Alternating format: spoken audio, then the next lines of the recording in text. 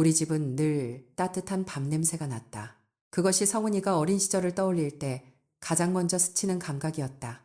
현관문을 열면 된장찌개의 구수한 김이 복도까지 흘러나왔고 그 끝에는 언제나 엄마가 있었다. 앞치마를 두르고 나무 주걱으로 냄비를 저으며 콧노래를 부르던 엄마의 뒷모습.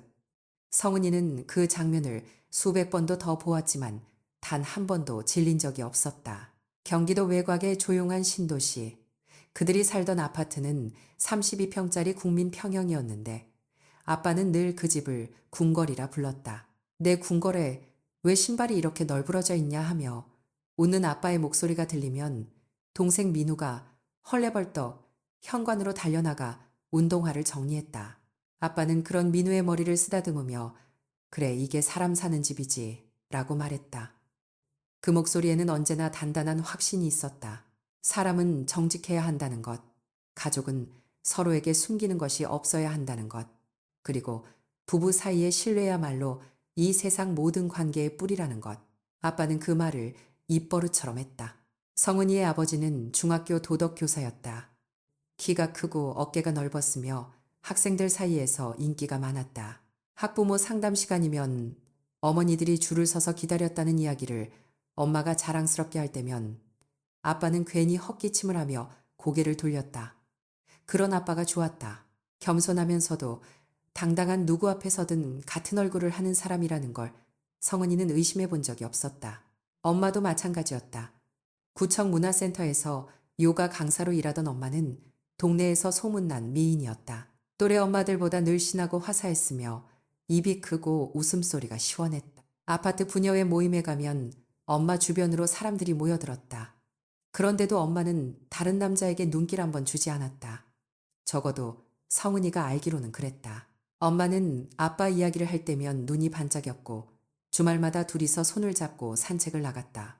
20년 넘게 연애하는 부부라는 말을 주변에서 들을 때마다 엄마는 당연하지 우리 아빠만큼 좋은 남자가 어딨어 하고 대답했다. 그 말이 거짓이었다는 걸 알게 된 것은 한참 뒤의 일이다. 하지만 지금은 아직 그때가 아니다. 성은이가 초등학교 3학년이던 어느 가을 운동회 날이 있었다. 2인 삼각 달리기에서 성은이가 파트너와 함께 넘어져 무릎이 깨졌을 때 아빠는 관중석에서 운동장을 가로질러 뛰어왔다. 양복 바지에 흙이 묻는 것도 개의치 않고 성은이를 번쩍 안아올리며 울지 마, 우리 딸 아프지 않아 라고 속삭였다. 그 목소리의 떨림을 성은이는 아직도 기억한다. 자기 무릎보다 아빠의 얼굴이 더 아파 보였기 때문이다. 보건실에서 소독약을 바르는 동안 엄마가 도착했다. 엄마는 들어오자마자 아빠의 바지에 묻은 흙을 보고 한숨을 쉬었다. 이 양복 새로 산 건데 라고 말하면서도 얼굴은 웃고 있었다. 아빠도 웃었다. 그 둘이 나란히 앉아 성은이의 무릎에 반창고를 붙여주는 장면은 마치 교과서에 실릴 법한 가족 사파 같았다. 성은이는 그때 생각했다. 우리 가족은 완벽하다고, 이보다 더 좋을 수는 없다고. 저녁 식탁은 언제나 네 사람이 함께였다. 아빠가 숟가락을 들기 전에는 아무도 먹지 않았고 식사 중에는 반드시 그날 있었던 일을 한 사람씩 돌아가며 이야기했다. 아빠는 그것을 가족 보고 시간이라 불렀다. 민우가 학교에서 친구와 싸운 날에는 아빠가 냅킨으로 테이블 위에 그림을 그려가며 왜 주먹보다 말이 더 강한지를 설명했고 성은이가 수학시험을 망친 날에는 엄마가 괜찮아, 다음에 잘하면 되지 하며 등을 토닥였다. 그 자리에서 거짓말은 허용되지 않았다. 아빠가 늘 말했기 때문이다. 이 식탁에서만큼은 무슨 말이든 해도 된다. 대신 거짓말은 안 된다. 거짓말은 밥상을 썩게 한다고. 성은이는 그 규칙을 성경 말씀처럼 믿었다. 중학교에 올라가서도 성은이에게 가족은 자랑이었다. 친구들이 부모님 싸우는 이야기를 할 때면 성은이는 조용히 입을 다물었다. 자랑하고 싶은 마음과 미안한 마음이 동시에 들었기 때문이다. 우리 엄마 아빠는 싸우지 않는다는 말을 하면 자랑처럼 들릴까봐. 실제로 부모님은 성은이와 민우 앞에서 목소리를 높인 적이 거의 없었다. 의견이 다를 때면 아빠가 먼저 물러났고 엄마가 당신이 맞아 하며 웃으면 아빠는 아니야 네가 맞아 하고 받았다. 장난인지 진심인지 알 수 없는 그 묘한 양보의 핑퐁이 끝나면 두 사람은 어김없이 웃었다. 그 웃음이 진짜였는지 혹은 얼마만큼이 진짜였는지를 성은이는 나중에야 의심하게 되었다. 고등학교 2학년 겨울 성은이의 반 친구 수연이가 울면서 전화를 걸어왔다. 아빠가 바람을 피웠다는 거였다. 엄마가 아빠 휴대폰에서 다른 여자와의 문자를 발견했다고 했다. 성은이는 한참을 들어주다가 전화를 끊고 거실로 나왔다. 소파에서 나란히 앉아 텔레비전을 보던 아빠와 엄마가 있었다. 엄마가 아빠의 어깨에 머리를 기대고 있었고 아빠가 리모컨을 들고 채널을 돌리고 있었다. 그 평범하고 고요한 모습을 보며 성은이는 안도했다. 우리 집은 다르다고, 우리 부모님은 절대로 그런 사람들이 아니라고. 그때 아빠가 고개를 돌려 성은이를 보았다. 왜 그래? 우리 딸 무슨 걱정 있어? 하는 표정이었다. 성은이는 아무것도 아니야 하고 웃으며 방으로 돌아갔다. 아무것도 아닌 것이 진짜 아무것도 아닌 줄 알았다. 17살의 성은이는 이 세상에서 가장 안전한 곳이 자기 집이라고 믿었다. 거짓말은 밥상을 썩게 한다던 아빠의 목소리가 귓가에 늘 남아 있었고 그 목소리는 언제나 성은이의 도덕적 나침반이었다. 정직하게 살아야 한다. 숨기는 것이 없어야 한다. 사랑하는 사람에게는 더더욱. 그 나침반이 가리키는 방향이 처음부터 기울어져 있었다는 사실을 성은이는 아직 몰랐다. 집안 가득 퍼지던 된장찌개의 구수한 냄새가 어쩌면 무언가를 덮기 위한 향이었을 수도 있다는 것을, 너무 완벽한 풍경은 그 자체로 하나의 경고였다는 것을. 하지만 17의 성은이에게 경고를 읽을 눈은 없었다. 그 눈이 뜨이기까지는 아직 몇 년의 시간이 더 필요했다. 대학교 입학 통지서를 받던 날 아빠는 성은의 머리를 쓰다듬으며 말했다. 우리 딸 이제 어른이 되는구나. 그 말이 축하인 줄만 알았다. 그것이 어떤 의미의 전환점이 될 줄은 그때의 성은은 상상조차 하지 못했다. 서울 소재대학에 합격한 성은은 통학을 택했다. 편도 1시간 반이 넘는 거리였지만 기숙사비를 아끼고 싶었고 무엇보다 가족과 떨어지는 것이 싫었다. 여전히 저녁 식탁에서 가족 보고 시간이 이어졌고 성은은 그 시간이 좋았다. 달라진 것이 있다면 성은이 대학 이야기를 하기 시작했다는 것, 그리고 과선배 한 명의 이름이 종종 그 이야기 속에 등장하기 시작했다는 것이었다. 처음 남자친구가 생겼다고 말한 건 대학 1학년 가을이었다. 같은 학과 2학년 선배 착하고 조용한 사람이라고 설명했다. 아빠는 수저를 내려놓고 한참을 바라보더니 말했다. 남자를 볼 때는 손만 보지 마라, 눈을 봐라. 눈이 흔들리는 놈은 마음도 흔들린다. 엄마는 웃으며 덧붙였다. 근데 손도 중요하긴 해. 성은이 고개를 갸우뚱하자 엄마는 장난스럽게 손가락을 꼼지락거리며 말했다. 손 큰 남자가 좋더라고. 아빠가 헛기침을 했고 민우는 고개를 숙인 채 밥만 먹었다. 성은은 어색하게 웃었다. 엄마가 원래 좀 거침없는 성격이니까라고 스스로를 납득시켰다. 그런데 그것이 시작이었다. 한두 달이 지나자 엄마의 말은 점점 노골적으로 변했다. 성은이 주말에 선배와 데이트를 다녀왔다고 하면 엄마는 어디까지 했어? 라고 물었다. 영화 봤다고 대답하면 영화만 봤어? 라는 말이 돌아왔다. 뭘 더 했겠어요? 성은이 짜증을 내면 엄마는 대학생이 뭘 그렇게 보수적이야? 라고 웃었다. 마치 딸이 아닌 친구에게 하는 말 같았다. 아니, 친구에게도 하지 않을 말이었다. 겨울이 되자 아빠도 합류했다. 어느 저녁 성은이 남자친구와 크리스마스 계획을 이야기하는데 아빠가 느닷없이 말했다. 남자가 모텔을 잡자고 하면 절대 싼 데로 가지 마라. 자기 여자한테 돈 아끼는 놈은 뭘 해도 안 된다. 성은은 숟가락을 놓았다. 아빠, 그게 무슨 말이야? 아빠는 태연하게 국을 떠먹으며 대답했다. 사실을 말하는 거지. 너도 이제 어른인데 뭘 숨겨. 엄마는 맞아라며 맞장구를 쳤다. 성은은 그날 밤 방에 들어와 문을 닫고 한참을 앉아 있었다. 가슴이 이상하게 답답했다. 불쾌함의 정체를 정확히 집어내기 어려웠다. 부모가 성에 대해 개방적인 것이 꼭 나쁜 일일까? 혹시 자기가 너무 예민한 걸까? 그렇게 스스로를 설득하려 했지만 몸이 먼저 반응했다.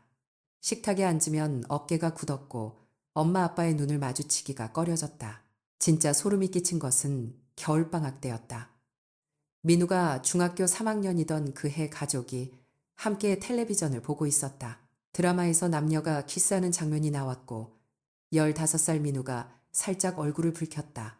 엄마가 민우를 보며 말했다. 민우도 이제 슬슬 관심 생길 나이네. 누나한테 물어봐 어떻게 하는 건지. 아빠가 웃으며 거들었다. 남자는 원래 경험이 좀 있어야 된다. 너무 늦으면 오히려 이상해. 성은은 그 순간 숨이 샜는 것 같았다. 민우의 표정을 봤다. 아이는 웃고 있었다. 하지만 그 웃음이 어색하게 일그러져 있었고 리모컨을 쥔 손가락이 하얗게 질려 있었다. 성은은 자리에서 일어나며 말했다. 엄마 아빠 진짜 이상해. 민우한테 그런 말을 왜 해? 엄마가 돌아보며 말했다. 뭐가 이상해. 가족끼리 못할 말이 어딨어. 아빠도 고개를 끄덕이며 말했다. 우리는 숨기는 거 없는 가족이잖아. 숨기는 거 없는 가족. 그 말이 가슴에 가시처럼 박혔다. 성우는 더 이상 아무 말도 하지 못하고 방으로 들어갔다. 민우의 방문 앞을 지나칠 때 안에서 아무 소리도 나지 않았다. 문을 두드리고 싶었지만 차마 손이 올라가지 않았다. 뭐라고 말해야 할지 몰랐기 때문이다. 그로부터 2달쯤 지난 어느 토요일 새벽, 성은은 화장실에 가려다 거실에서 새어나오는 소리에 발걸음을 멈췄다. 아빠의 목소리였다. 낮게 깔린 성은이 한 번도 들어본 적 없는 종류의 음성이었다. 그 여자가 뭔데 네가 그래. 엄마가 대꾸했다. 내가 뭘 어떻게 했다고 그래. 너야말로 등산 그 모임에서 그 여자 쳐다보는 눈이 어떤데. 아빠의 목소리가 한 톤 올라갔다. 네가 먼저 시작해놓고 왜 나한테 따져. 그 말에 엄마의 목소리도 높아졌다. 시작이라니 우리 둘 다 동의했잖아. 합의한 거잖아. 근데 선을 넘은 건 당신이야. 합의, 선. 성은은 복도벽에 등을 기댄 채 숨을 멈추었다. 심장이 빠르게 뛰었다. 대화의 맥락을 이해할 수 없었다. 아니, 이해하고 싶지 않았다. 어둠 속에서 엄마의 목소리가 갈라졌다. 당신이 그 여자한테 따로 연락한 거 나 다 알아. 등산 갔다 온 다음 날부터 카톡 주고받은 거. 아빠가 낮게 내뱉었다. 너도 했잖아, 똑같이. 그러니까 이러는 거 아니야. 긴 침묵이 흘렀다. 그리고 엄마가 소리를 죽여 울기 시작했다. 성은이 태어나서 처음 듣는 엄마의 울음이었다. 아빠는 아무 말도 하지 않았다. 그 침묵이 위로보다 훨씬 무서웠다. 성은은 벽을 짚고 자기 방으로 돌아갔다. 이불을 뒤집어 쓰고 두 손으로 귀를 막았지만 이미 들어버린 말들은 지울 수 없었다. 등산 모임 그 여자 합의 선을 넘었다. 단어들이 머릿속에서 제멋대로 조합되었다가 흩어졌다. 뭔가 거대한 것이 금이 가고 있었다. 아직 그것의 이름을 알지 못했을 뿐이었다. 다음 날 아침 식탁에는 아무 일도 없었다는 듯이 밥이 차려져 있었다. 아빠는 신문을 읽고 있었고 엄마는 콧노래를 부르며 된장찌개를 떠담았다. 민우가 졸린 눈으로 앉았고 성은도 자리에 앉았다. 엄마가 성은을 보며 웃었다. 얼굴이 왜 그래 잠을 못 잤어. 성은은 고개를 저으며 말했다. 아니 잘 잤어. 거짓말이 입에서 자연스럽게 나왔다. 그것이 무서웠다. 이 가족에게서 거짓말을 배운 것이 자기 자신일 수도 있다는 생각이 스쳤다. 아빠가 신문을 접으며 말했다. 오늘 날씨 좋다. 등산이나 갈까? 엄마의 손이 찰나 멈추었다가 다시 움직였다. 그 짧은 정지를 성은은 놓치지 않았다. 좋지. 라고 엄마가 대답했다. 목소리는 평소와 똑같았다.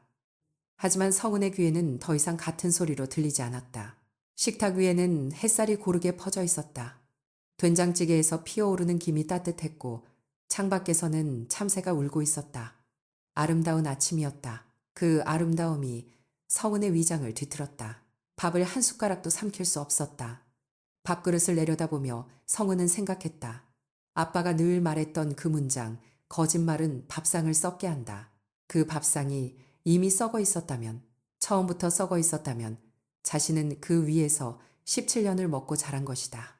숟가락이 손에서 미끄러져 그릇 가장자리에 부딪혔다. 작은 소리였지만 성은의 귀에는 유리가 깨지는 것처럼 울렸다. 그 일이 있고 나서 2달이 흘렀다. 겨울방학이 끝나고 새 학기가 시작된 3월이었지만 성은에게는 계절이 바뀌었다는 사실조차 실감나지 않았다. 매일 아침 식탁에 앉으면 아버지는 여전히 반찬 하나하나에 감탄을 흘렸고 어머니는 여전히 머리칼을 한쪽으로 넘기며 웃었고 민우는 여전히 숟가락을 천천히 들어올리며 자기 밥그릇만 쳐다봤다. 모든 것이 똑같았다. 아무것도 달라진 게 없었다. 그래서 더 무서웠다. 성은은 자기 안에서 무언가가 서서히 부패하고 있다는 것을 알았다. 밤마다 잠자리에 누우면 새벽에 들었던 어머니의 울음소리가 귓속에서 되살아났고 아버지가 등산이라는 단어를 꺼낼 때마다 식도가 조여왔다. 하지만 말할 수 없었다. 민우에게도 친구에게도 누구에게도 이 감각에는 이름이 없었으므로 전할 방법도 없었다. 토요일 아침이었다. 어머니가 요가원 오전 수업이 있다며 먼저 나갔다. 아버지는 학교 행사 준비가 있다며 뒤이어 현관을 나섰다. 민우는 학원에 갔다. 성은은 거실에 혼자 남았다. 텔레비전을 켜지 않았다. 창밖으로는 3월의 햇볕이 비치고 있었지만 아파트 안의 공기는 습하고 정체된 듯 느껴졌다. 세탁기가 욕실에서 낮게 돌아가는 소리만이 유일한 움직임이었다. 소파 쿠션 위에 어머니의 휴대폰이 놓여 있었다. 어머니가 두고 간 것이었다. 일부러 그런 것인지 실수인지 알 수 없었다. 성은은 처음에 그것을 보지 않으려 했다. 눈길을 돌렸다. 부엌으로 가서 물 한 잔을 마셨다. 하지만 돌아와 소파에 앉았을 때 그 검은 화면이 다시 시야에 들어왔고 2달 동안 성은의 내부에서 자라난 의심이라는 것이 마침내 손가락을 움직였다. 비밀번호는 민우의 생일이었다. 한 번에 풀렸다. 카카오톡 대화 목록이 떴다. 상단에 요가원 관련 단체방이 있었고 친척 모임방이 있었고 그 아래에 이름이 없는 단체방이 하나 있었다. 프로필 사진도 없고 방 제목도 설정되어 있지 않은 4명으로 구성된 대화방이었다. 성은은 아무 생각 없이 그 방을 눌렀다. 아니, 아무 생각이 없었다고 말하면 거짓말이다. 알고 싶었다. 알아야만 이 2달간의 구역질이 끝날 것 같았다. 대화방을 여는데 1초가 걸렸다. 그 1초 뒤에 성은의 세계가 완전히 무너지는 데에는 3초가 채 걸리지 않았다. 사진이었다. 영상이었다. 어머니의 얼굴이 있었다. 아버지의 등이 있었다. 모르는 여자의 몸이 있었고 모르는 남자의 손이 있었다. 4사람이 한 침대 위에서 뒤엉켜 있었다. 표정들이 있었다. 소리가 있었다. 영상의 재생 버튼을 누른 것인지 손이 떨려서 닿은 것인지 성은은 기억하지 못했다. 다만 어머니의 목소리가 흘러나왔고 그것은 웃음이었고 그 웃음은 성은이 매일 아침 식탁에서 듣던 것과 정확히 같은 음색이었다. 휴대폰을 내려놓았다. 아니, 떨어뜨렸다. 소파 쿠션 위로 휴대폰이 화면이 위를 향한 채 떨어졌고 영상은 여전히 재생되고 있었다. 성은은 일어나 화장실로 갔다. 세면대에 얼굴을 묻고 구토했다. 아침에 먹은 것이 없었으므로 위산만 올라왔다. 목이 타고 눈에서 물이 났지만 그것이 눈물인지 구역질의 반사인지 구분할 수 없었다. 거울 속에 자기 얼굴이 보였다. 어머니를 닮은 얼굴. 그 사실이 성은을 한 번 더 토하게 만들었다. 부모님이 돌아온 것은 오후 늦은 시간이었다. 성은은 거실에 앉아 기다리고 있었다. 어머니의 휴대폰은 원래 자리에 그대로 두었다. 텔레비전은 꺼져 있었고 커튼도 치지 않아 기울어진 햇살이 거실 바닥을 비스듬히 가르고 있었다. 어머니가 먼저 들어왔다. 신발을 벗으며 성은아 밥 먹었어 하고 물었다. 성은은 대답하지 않았다. 뒤이어 아버지가 들어왔다. 현관문이 닫혔다. 성은은 2사람이 거실로 완전히 들어온 것을 확인한 뒤 입을 열었다. 엄마 카톡 봤어. 짧은 문장이었다. 그러나 그 문장이 공기 중에 떠오르는 순간 어머니의 손이 멈추었다. 외투를 벗으려던 동작이 중간에 정지했다. 아버지는 성은의 얼굴을 보았다. 평소와 달리 아무 말도 하지 않았다. 이 3초의 침묵이 성은에게 모든 것을 확인시켜 주었다. 놀라지 않는다는 것, 무엇을 보았는지 이미 짐작하고 있다는 것. 어머니가 먼저 말했다. 성은아, 그건 어른들 사이의 일이야. 그 말투가 너무 차분해서 성은은 오히려 숨이 막혔다. 준비된 대사 같았다. 언젠가 이런 날이 올 것을 알고 있었다는 듯 변명이 아니라 설명을 하겠다는 태도였다. 아버지가 소파에 앉으며 말했다. 성은아 앉아라. 우리 얘기 좀 하자. 성은은 앉지 않았다. 서 있었다. 다리가 떨렸지만 앉으면 지는 것 같았다. 아버지가 말했다. 엄마 아빠가 서로 합의한 거야. 성인들끼리 동의해야 하는 건데 누구한테 피해를 주는 게 아니잖아. 그냥 일종의 운동 같은 거야. 취미 같은 거라고 생각하면 돼. 운동, 취미, 스포츠. 아버지는 정말 그 단어를 사용했다. 윤리를 가르치는 사람이 거짓말은 밥상을 썩게 한다고 수백 번 말했던 사람이 자기 딸 앞에서 그 행위를 스포츠라고 불렀다. 성우는 그 순간 아버지의 얼굴에서 그동안 자기가 사랑했던 모든 선을 찾으려 했다. 운동의 날 달리기 응원을 하던 얼굴, 성적표를 보며 수고했다고 웃던 얼굴, 하나도 보이지 않았다. 같은 얼굴인데 완전히 다른 사람이 앉아 있었다. 성은은 물었다. 그러면 그때 등산 모임에서 만난 그 여자도 엄마가 울었던 그날 밤도 전부 그거였어. 어머니가 고개를 끄덕이며 말했다. 그건 아빠가 규칙을 안 지켜서 내가 화난 거였지 행위 자체가 문제가 아니라 규칙, 합의, 동의. 이 사람들에게는 질서가 있었다. 비밀의 세계에도 나름의 문법이 있었다. 성은은 그 문법이 자기 가족의 식탁 위에서 수년간 작동하고 있었다는 사실에 그 밑에서 밥을 먹고 웃고 살아왔다는 사실에 발밑이 무너지는 감각을 느꼈다. 성은은 한 가지만 물었다. 그만두실 수 있어요. 침묵이 흘렀다. 어머니가 아버지를 보았고 아버지가 어머니를 보았다. 그 시선의 교환 속에서 성은은 답을 읽었다. 어머니가 입을 열었다. 성은아, 이건 엄마 아빠의 사생활이야. 네가 이해하지 못할 수도 있지만 우리한테 이걸 포기하라고 하는 건. 성은은 더 듣지 않았다. 방으로 들어갔다. 문을 닫았다. 자물쇠가 없었으므로 책상을 문 앞에 밀어놓았다. 그리고 바닥에 앉아 무릎을 끌어안았다. 울지 않았다. 울 수가 없었다. 눈물이 나오려면 슬픔이어야 하는데 이것은 슬픔보다 더 아래에 있는 감정이었다.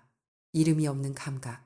자기가 태어나고 자란 토양 자체가 오염되어 있었다는 인식. 뿌리째 뽑힌 식물이 느끼는 것이 있다면 이런 것일까. 일주일 뒤 성은은 학교 근처 고시원에 방을 구했다. 창문이 작고 천장이 낮은 한 평 반짜리 방이었다. 짐을 쌀 때 어머니가 말했다. 1억이야 하고 웃듯이 아버지는 현관에 서서 지갑을 꺼내며 돈이라도 가져가라고 했다. 성은은 받지 않았다. 민우의 방 앞을 지날 때 문이 살짝 열려 있었고 민우가 책상에 앉아 있는 등이 보였다. 성은은 뭔가를 말하려다 입을 다물었다. 무엇을 말해야 하는지 몰랐다. 미안하다고 해야 하는지, 같이 가자고 해야 하는지, 너도 알고 있었느냐고 물어야 하는지, 어떤 말도 15살 동생에게 건넬 수 있는 종류의 것이 아니었다. 결국 성은은 아무 말 없이 현관문을 닫았다. 고시원 방에서의 첫밤 성은은 형광등 불빛 아래 누워 천장을 바라보았다. 어디에서도 이 이야기를 할 수 없다는 것을 알았다. 친구에게 말하면 부모님의 비밀이 세상에 나간다. 상담사에게 말하면 입 밖으로 꺼낸 순간 그것이 진짜가 된다. 혼자 삼키면 이 감각이 자기를 안에서부터 갉아먹는다. 어느 쪽을 택해도 성은은지는 고시원 첫 번째 밤이 지나고 두 번째 밤이 왔고 세 번째 밤도 왔다. 성은은 그 좁은 방에서 숨 쉬는 법을 다시 배워야 했다.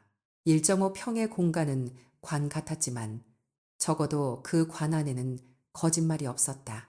형광등 불빛 아래 천장의 얼룩을 세다 보면 새벽 4시가 되었고 알람이 울리기도 전에 눈이 떠졌다. 잠이 오지 않는 것이 아니라 잠드는 순간 엄마의 얼굴이 떠올랐기 때문이다.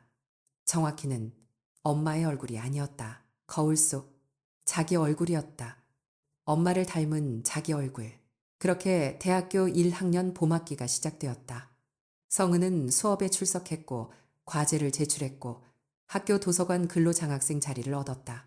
주말에는 학교 근처 분식집에서 아르바이트를 했다. 떡볶이 국물이 손등에 튀어 화상을 입었을 때도 성은은 소리를 지르지 않았다. 통증은 오히려 반가웠다. 무언가를 느낀다는 것이 살아있다는 증거였으니까. 아버지에게서 가끔 전화가 왔다. 성은은 받지 않았다. 어머니에게서는 전화가 오지 않았다. 그것이 더 아팠다. 전화를 하지 않는다는 것은 딸이 떠난 것을 별일 아닌 것으로 처리했다는 뜻이었다. 성은은 연락처를 차단하지는 않았다. 차단 버튼을 누르는 행위 자체가 부모를 의식하는 것 같아서 싫었다. 그냥 울리도록 두었다. 벨소리가 멈추면 그것으로 끝이었다. 민우에게는 한 번 딱 한 번 문자를 보냈다. 밥 잘 먹고 다녀. 마침표 하나까지 오래 고민했다. 답장은 오지 않았다. 성은은 동생이 자기를 원망하는 것인지 아니면 동생도 무언가를 알고 있어서 무슨 말을 해야 할지 모르는 것인지 판단할 수 없었다. 어느 쪽이든 성은이 할 수 있는 일은 없었다. 시간은 흘렀다. 2학년이 되었고 3학년이 되었고 4학년이 되었다. 성은은 경영학과 수석을 놓친 적이 없었다. 교수들은 그녀를 성실한 학생이라 불렀지만 정확히 말하면 성은은 성실한 것이 아니라 멈출 수가 없었던 것이다. 멈추면 생각이 났다. 어머니 휴대폰 화면에서 본 것들이, 아버지가 운동이라고 취미라고 말하던 그 목소리가. 그래서 성은은 계속 움직였다. 과제를 했고 일을 했고 자격증 시험을 봤다. 졸업과 동시에 중견식품회사 경영지원팀에 입사했을 때 성은의 이력서에는 빈 곳이 없었다. 하지만 그녀의 안에는 텅 비어 있었다. 회사에서의 성은은 유능했다. 보고서를 정확하게 썼고 회의에서 논리적으로 발언했으며 야근을 마다하지 않았다. 동료들은 그녀를 차갑다고 했고 일부는 도도하다고 했다. 성은은 그 평가들이 신경 쓰이지 않았다. 사람과 가까워지는 것이 두려웠기 때문이다. 가까워지면 결국 보여주어야 했다. 자신의 가족을, 자신의 과거를. 그것은 성은이 절대로 열 수 없는 서랍이었다. 회사 생활 3년차 겨울 거래처 미팅에서 경환을 처음 만났다. 그는 건축자재 회사 영업팀 과장이었다.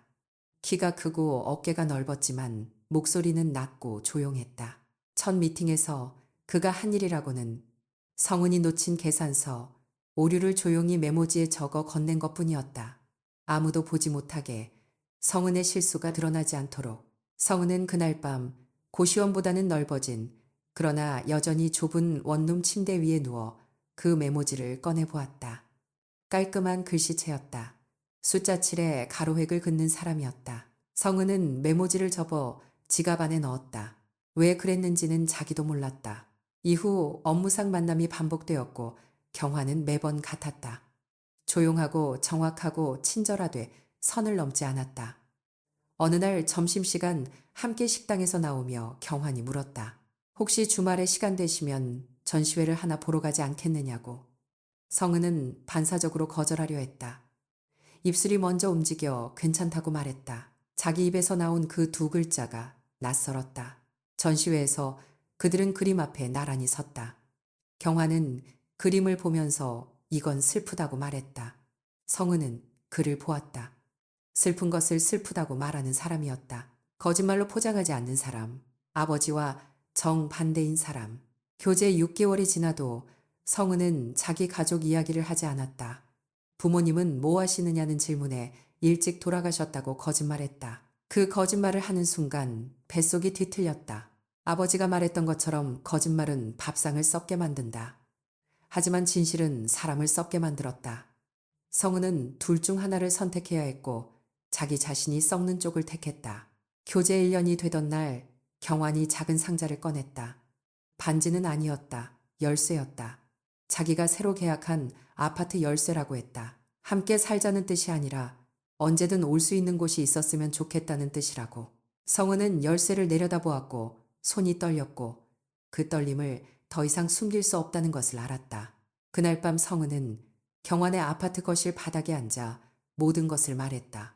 아버지의 직업과 어머니의 웃음과 저녁마다 했던 가족 보고 시간과 거짓말은 밥상을 썩게 한다는 그 문장과 어느 날 소파 위에 놓여있던 어머니의 휴대폰과 그 안에서 본 것들과 운동이라고 취미라고 스포츠라고 말하던 아버지의 목소리와 이러기야 하고 웃던 어머니의 표정과 민우의 뒷모습과 고시원의 형광 등 얼룩까지 한 번도 소리내어 말한 적 없는 것들이 거실 바닥 위로 쏟아졌다. 성은은 울지 않았다. 울 수 없었다. 이미 너무 오래 마른 땅이었다.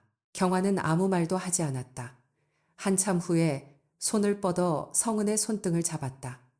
힘을 주지도 빼지도 않았다. 그냥 거기 있었다. 성은은 그 온기에 처음으로 눈물이 흘렀다. 5년 만의 눈물이었다. 결혼은 그의 가을에 했다. 작은 예식장에서 하객은 30명이 채 되지 않았다. 성은 측 하객석에는 대학 동기 둘과 회사 동료 셋뿐이었다. 경환의 부모님이 예식장에 들어왔을 때 성은은 숨을 멈췄다. 시어머니는 눈가에 주름이 깊었고 성은의 양손을 두 손으로 감싸며 우리 며느리 참 예쁘다고 말했다. 그 손이 따뜻했다. 아프도록 따뜻했다. 시부모님은 경기도 외곽의 단독주택에 살았다. 시어머니는 퇴직한 초등학교 교사였고 시아버지는 작은 건축사무소를 운영하다 은퇴한 사람이었다. 명절마다 시댁에 갈 때면 시어머니는 성은이 좋아하는 반찬을 미리 물어보았고 시아버지는 거실 한쪽에 성은이 앉을 자리를 따로 마련해 두었다. 성은에게 부모님 이야기를 묻지 않았다.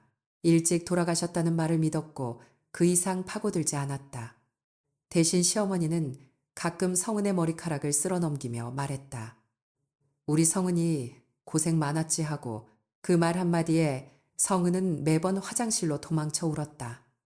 세상에 이런 어른이 있다는 것을, 이런 가족이 존재한다는 것을 성은은 거의 믿을 수 없었다. 하지만 믿고 싶었다. 간절하게 믿고 싶었다.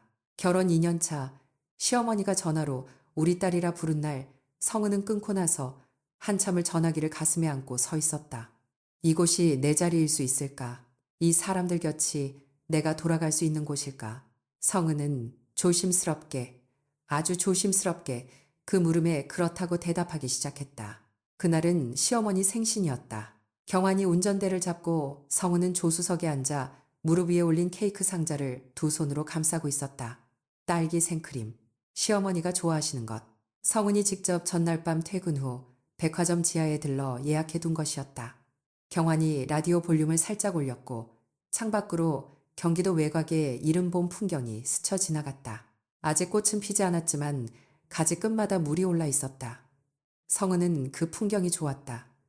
시댁으로 가는 이 길이, 이 계절이, 이 조용한 차 안의 공기가 세상에서 유일하게 안전한 이동이라고 느꼈다. 시어머니 댁 마당에 차를 세웠을 때 성은은 현관 앞에 낯익은 신발이 놓인 것을 보았다. 남성용 등산화 한 켤레, 여성용 가죽 뮬 한 켤레. 심장이 먼저 알아보았다.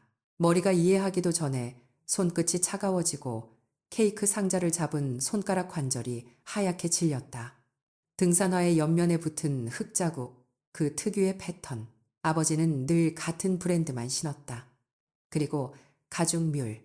엄마가 외출할 때 신던 것과 같은 색이었다. 안 돼. 아닐 거야. 성은은 스스로에게 말했지만 현관문이 열리는 순간 거실 소파에 앉아있는 두 사람의 뒷모습이 눈에 들어왔다. 아버지의 넓은 어깨, 엄마의 단정하게 묶어 올린 머리. 시어머니가 부엌에서 접시를 들고 나오며 환한 얼굴로 말했다. 어머, 우리 며느리 왔네. 마침 잘 됐다. 오랜 친구분들이 오셔서 이쪽은 등산 모임에서 알게 된 분들인데 벌써 10년도 넘은 인연이야. 아버지가 고개를 돌렸다. 성은과 눈이 마주쳤다. 그 눈이 미세하게 흔들렸다가 이내 아무 일도 없다는 듯 부드러운 미소를 지었다. 엄마도 돌아보았다. 머리카락 사이로 귀걸이가 흔들렸고 입술에는 연한 핑크색 립스틱이 발려 있었다. 엄마는 성은을 보고도 놀라지 않았다. 마치 기다리고 있었다는 듯이 혹은 자기 딸이 아닌 타인을 보듯이 담담하게 고개를 끄덕였다. 어머, 이게 누구야? 엄마의 목소리는 여전히 맑았다. 그 맑음이 성은의 위장을 뒤틀었다. 시아버지가 소파 옆 의자에서 일어나며 성은에게 자리를 권했고 시어머니는 이분들 성함이하고 소개를 시작했다. 성은은 듣지 못했다.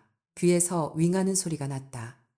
케이크 상자를 식탁 위에 내려놓는 자신의 손이 남의 손 같았다. 경환이 뒤에서 들어오며 인사를 했고 아버지가 일어서서 악수를 건넸다. 반갑습니다. 경환 씨라고 했죠. 어머니한테 얘기 많이 들었습니다. 경환이 웃으며 받았다. 성은은 그 악수를 보면서 속이 무너졌다.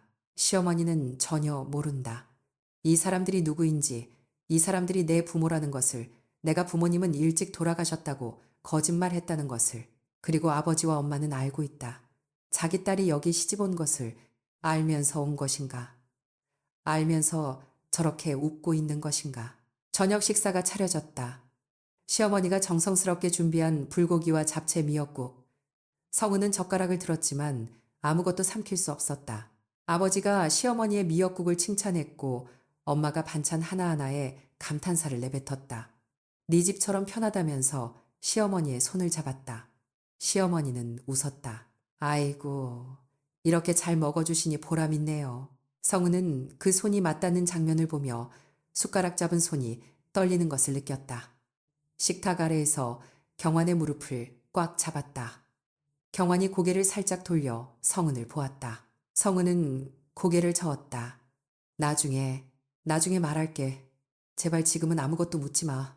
밤 9시가 넘어 아버지와 엄마는 객실로 안내되었다. 시어머니가 이불을 펴드리며 오늘 푹 쉬시라고 했고 아버지가 감사합니다 하며 허리를 굽혔다. 엄마는 성은 곁을 지나가며 아무 말도 하지 않았다. 다만 스쳐 지나가는 순간 향수 냄새가 났다. 16살 때부터 맡아온 엄마의 향수. 성은은 화장실로 들어가 변기 앞에 무릎을 꿇었지만 아무것도 나오지 않았다. 마른 구역질만이 목을 긁었다. 경환과 성은은 그 집 작은 방에서 잠을 청했지만 성은은 한숨도 자지 못했다. 천장을 보며 눈을 감았다 떴다를 반복했다. 새벽 4시, 5시, 6시. 창밖이 희부옇게 밝아올 때쯤 복도 너머에서 낮은 웃음소리가 들렸다. 그리고 고요.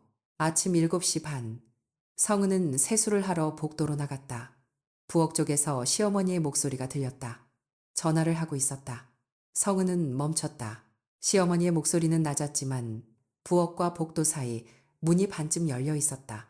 아, 어제 진짜 오랜만이었지. 그 언니가 아직도 그렇게 유연하더라 요가를 해서 그런가. 아유, 뭐 서로 좋으면 된 거지.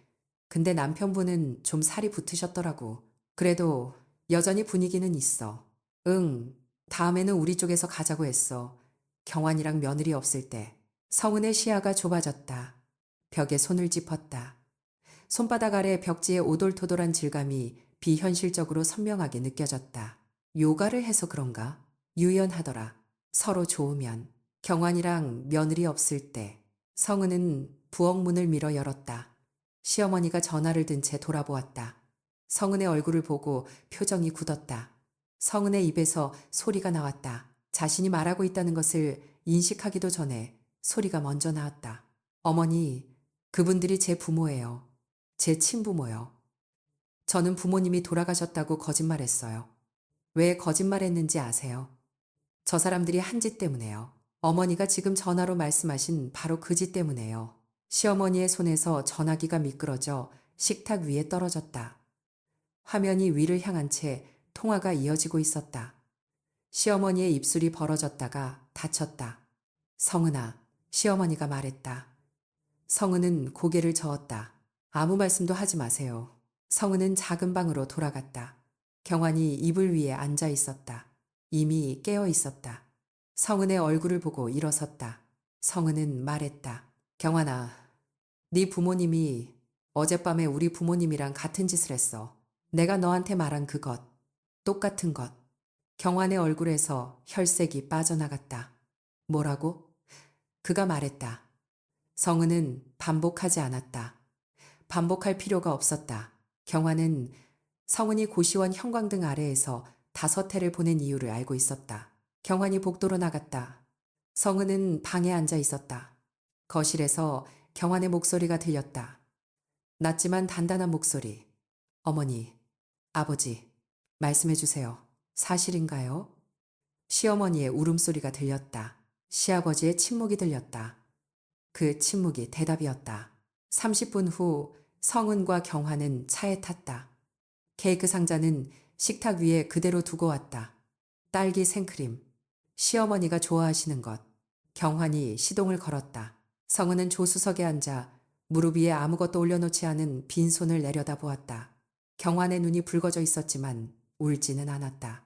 차가 골목을 빠져나갈 때 백미러로 시어머니가 현관 앞에 서 있는 것이 보였다. 작고 작은 사람이었다. 성은은 고개를 돌리지 않았다. 경환이 핸들을 잡은 채 말했다. 우리 둘뿐이네. 성은은 그의 손등 위에 자기 손을 올렸다. 두 사람의 손이 모두 차가웠다. 하지만 놓지 않았다. 차는 봄이 오지 않은 도로 위를 달렸고 가지 끝의 물기는 여전히 꽃이 되지 못한 채 매달려 있었다. 차 안은 오랫동안 아무 소리도 나지 않았다. 히터가 돌아가는 낮은 바람 소리, 타이어가 아스팔트 위를 구르는 진동, 그리고 두 사람의 얕은 호흡, 그것이 세상의 전부였다. 성은은 조수석에 앉아 경환의 왼손을 잡고 있었다.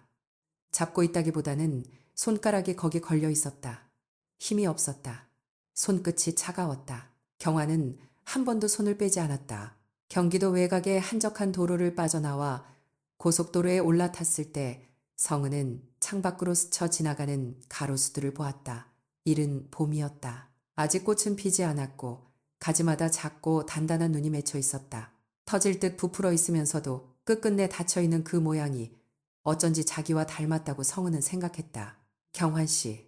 성은이 입을 열었을 때 자기 목소리가 낯설게 느껴졌다. 마치 남의 목에서 나온 것처럼 건조하고 갈라져 있었다. 응. 경환의 대답도 평소와 달랐다. 늘 따뜻하고 묵직했던 그 한 음절이 오늘은 얇았다. 유리처럼 얇아서 조금만 건드리면 깨질 것 같았다. 우리 집에 가면 좀 자자. 아무것도 하지 말고. 경환이 고개를 작게 끄덕였다. 그것이 그날의 마지막 대화였다. 아파트에 도착한 것은 오전 11시쯤이었다. 현관문을 열자 익숙한 냄새가 났다. 어제 아침에 끓였던 된장국 냄새 세탁기에서 돌린 섬유 유연제 냄새 성은이 좋아하는 라벤더 디퓨저 향. 모든 것이 하루 전과 똑같았다.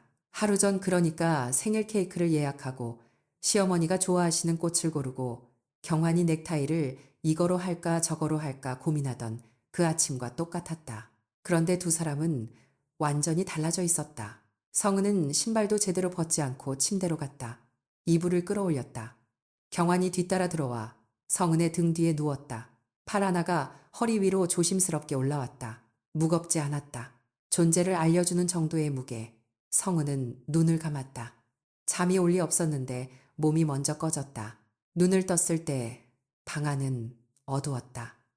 저녁이었다. 경환은 이미 일어나 부엌에 서 있었다.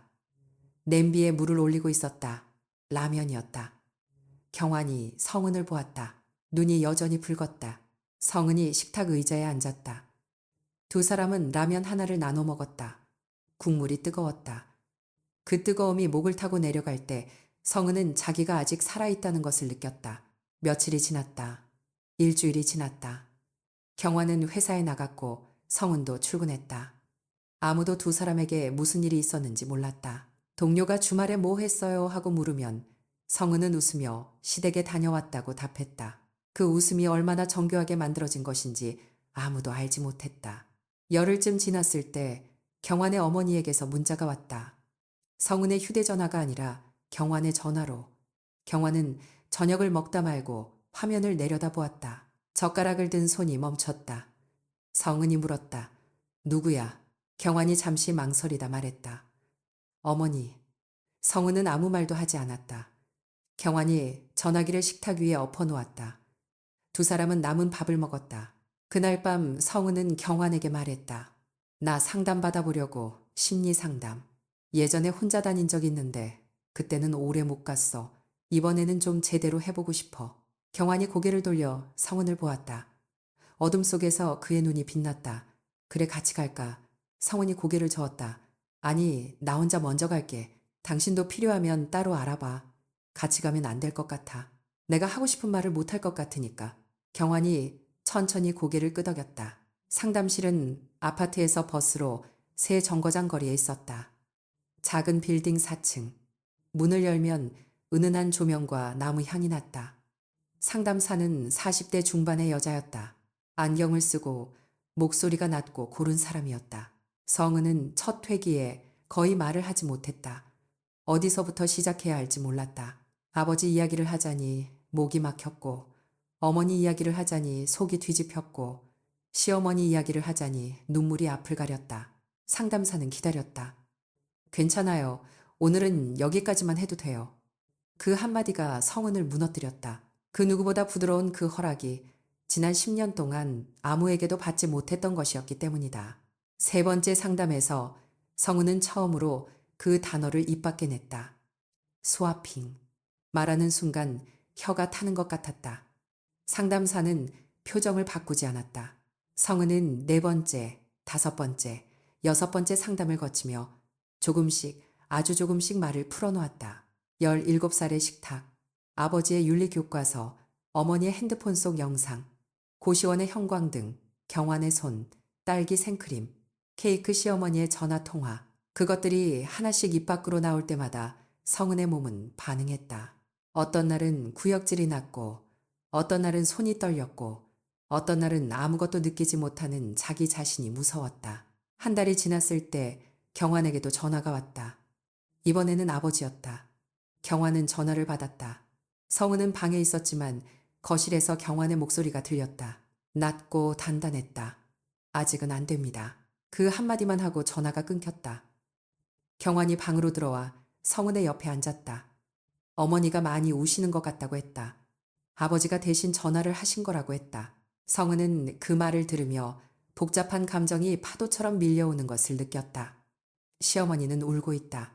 자기 부모는 결코 울지 않았다. 그것이 같은 잘못을 저지른 사람들 사이에 유일한 차이였다. 눈물, 후회, 부끄러움. 그것이 있느냐 없느냐가 용서의 문을 열 수 있느냐 없느냐의 차이라는 것을 성은은 알고 있었다. 하지만 알고 있다는 것과 받아들일 수 있다는 것은 전혀 다른 문제였다. 봄이 깊어졌다.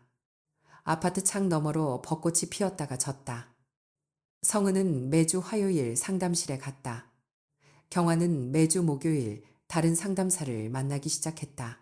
두 사람은 서로의 상담 내용을 묻지 않았다. 대신 저녁을 함께 먹고 설거지를 나눠 하고 잠들기 전에 손을 잡았다. 어떤 날은 그것이 충분했고 어떤 날은 그것마저도 버거웠다. 어느 화요일 상담이 끝난 뒤 상담사가 물었다. 성은 씨가 가장 바라는 게 뭐예요? 성은은 오래 생각했다. 잊고 싶어요. 이 모든 걸 잊고 싶어요. 그게 안 되면 적어도 떠올렸을 때 토하지 않을 수 있으면 좋겠어요. 상담사가 고개를 끄덕였다. 시간이 걸릴 거예요. 성은은 웃었다. 알아요. 근데 시간이 걸린다는 건 언젠가는 된다는 뜻이잖아요. 그날 저녁 집으로 돌아오는 길에 성은은 편의점에 들러 딸기 우유를 2개 샀다. 하나는 자기 것, 하나는 경환 것. 현관문을 열자 경환이 소파에 앉아 있었다. 손에 휴대전화를 들고 화면을 보고 있었는데 성은이 들어오자 고개를 들었다. 얼굴이 편안하지는 않았다. 하지만 무너져 있지도 않았다. 성은이 딸기 우유를 내밀었다. 경환이 받아들었다. 고마워. 성은이 경환의 옆에 앉았다. 빨대를 꽂고 한 모금 마셨다. 달았다. 그 단순한 단맛이 혀 위에 남아있는 동안 성은은 생각했다. 우리는 아마 완전히 괜찮아지지 못할 것이다. 아버지의 교과서는 여전히 어딘가에 있을 것이고 어머니의 향수 냄새는 어느 길모퉁이에서 불현듯 날아올 것이고 시어머니가 끓여주던 미역국 냄새를 맡으면 가슴이 먹먹해질 것이다. 그 모든 것들이 사라지지 않을 것이다. 하지만 오늘 이 소파 위에서 딸기 우유를 마시며 옆에 앉아있는 이 사람의 체온을 느끼는 이 순간만큼은 나는 여기에 있다. 우리는 여기에 있다. 그것으로 충분한 날이 오기를 성은은 빌었다.